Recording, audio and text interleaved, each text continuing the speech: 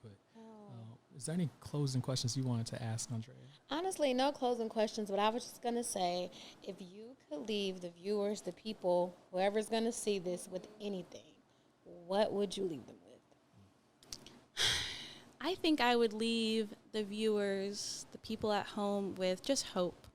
Okay. Just be hopeful that change is going to come.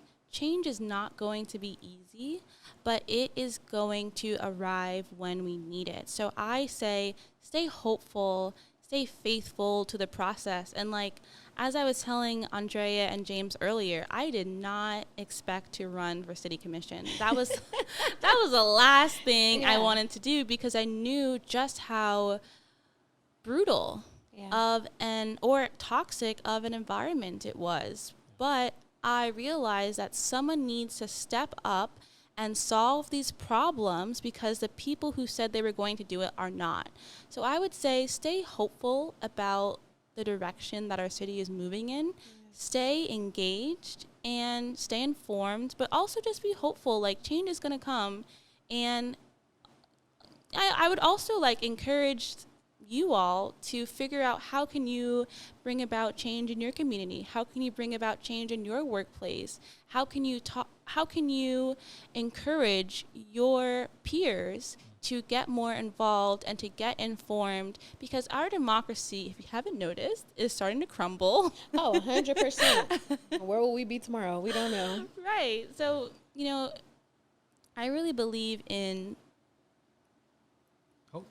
I just believe in hope. Yeah, that's the driving factor, because it's so easy to get caught up in being pessimistic and wondering, what does the future look like? But we got to remain hopeful about the change that we want to bring here, and we got to continue to dream. We cannot allow people to say that's not possible. Right. Anything is possible. Yeah. And I would just say, too, and as we're closing out, when we had this conversation Sunday, you were saying that running for this position was your purpose, right? Mm-hmm. I'm a firm believer in purpose. Anybody listen to the You're Not Done Yet podcast, you will know that.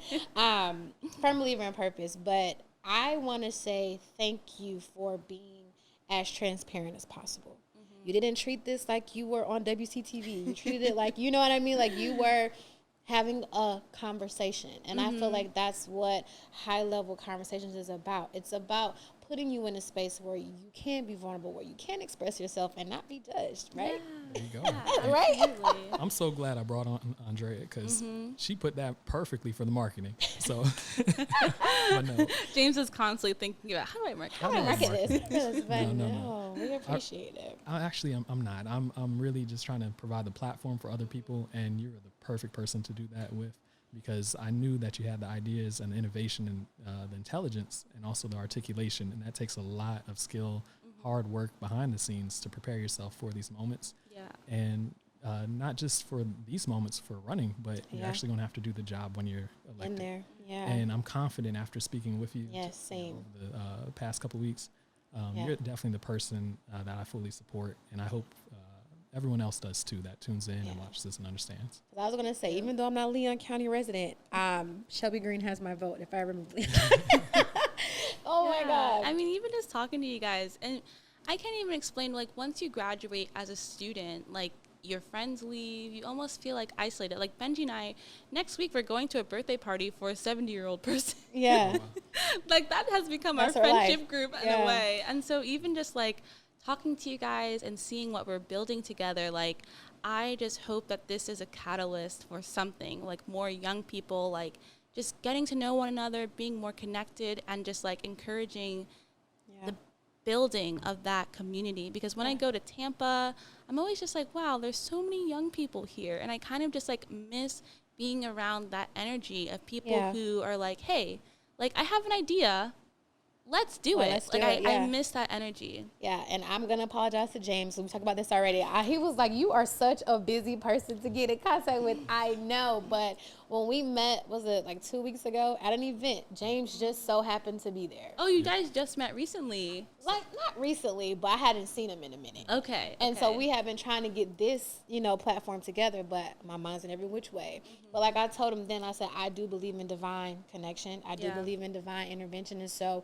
it was no coincidence that he was there that day, literally. And so there's no coincidence that this is happening, you know? Exactly.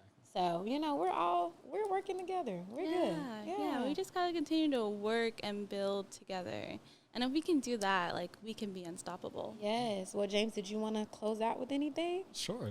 That's what high-level conversations is about. That's really what I'm trying to bring into the community, highlighting our community leaders, highlighting our Black-owned businesses, our Black nonprofits. And it's just been such a blessing just to have the opportunity. And I just give thanks to God at the end of the day. Awesome. Yes. Well, guys, this has been an amazing first episode of High Level Conversations, where every conversation is high level. We will see you guys on the next episode. But until then, thank you guys so much for tuning in. And we'll catch you next time. Bye.